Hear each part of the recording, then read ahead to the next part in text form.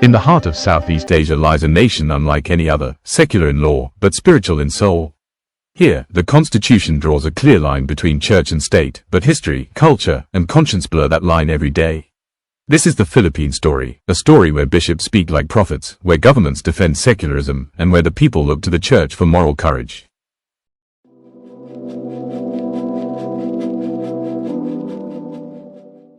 The Philippine Constitution commands it plainly: the separation of church and state shall be inviolable.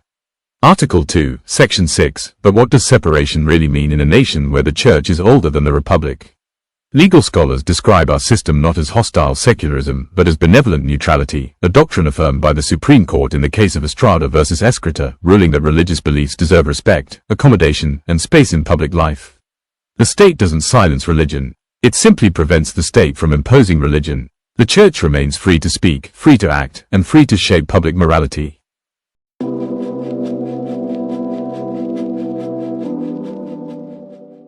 In Philippine democracy, priests and bishops are citizens first. They possess constitutional rights to speak, to assemble, to petition the government.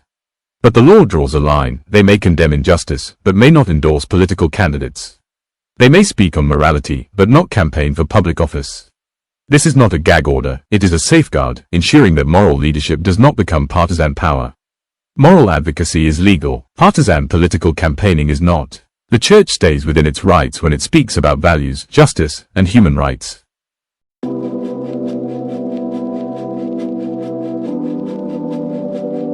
With 80% of Filipinos identifying as Roman Catholic, the church is more than a religious institution, it is a cultural anchor.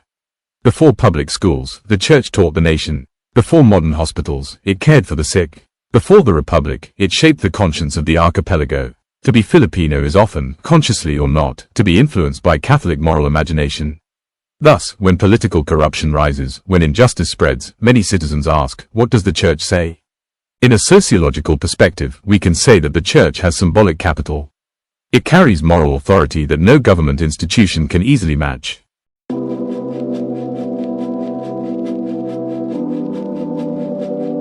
The modern church understands its mission not as isolation, but engagement. Vatican II's Gaudium et Spes declares, the joys and hopes, the griefs and anxieties, these are the church's own. Thus, when human dignity is threatened, silence is not an option. The church becomes a prophetic voice, speaking for the voiceless, defending the poor, confronting injustice. Prophetic ministry means challenging structures of sin, even if those structures are political.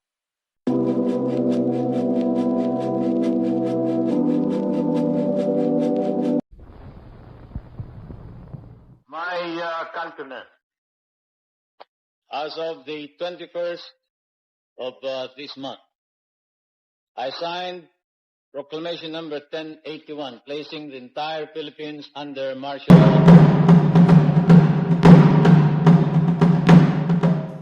During the dark years of dictatorship, the church stood between tyranny and hope.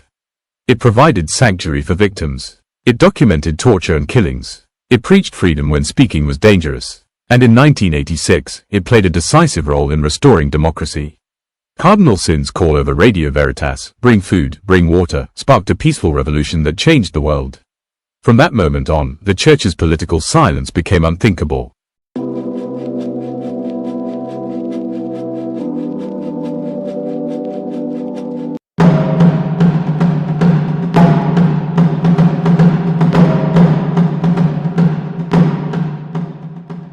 The church intervenes not because it seeks political power, but because many times, state institutions fail, when corruption spreads, when human rights are violated, when the poor are ignored, when truth is distorted by disinformation. The church steps into the moral gaps. The church acts when the state cannot or will not protect human dignity. So why does the church join protest rallies? Because it is exercising rights that the Constitution protects. Because moral silence in times of injustice becomes complicity. Because the church believes that human dignity is not just a religious value, it is a constitutional one. When bishops speak, they speak not as politicians, but as guardians of conscience. The Catholic Church does not support parties. It defends principles. It defends life, truth, and justice. That is the duty of the Philippine Church.